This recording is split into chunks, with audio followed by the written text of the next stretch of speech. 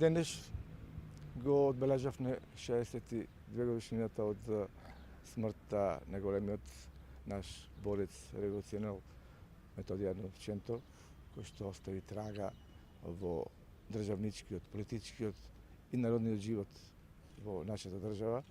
Со години знаеме дека се бореше за нашата држава, успеа да биде првиот председател на президиумот на македонската држава и остава длабоки траги за сите наши генерации што во иднина треба да живееме во нашата држава.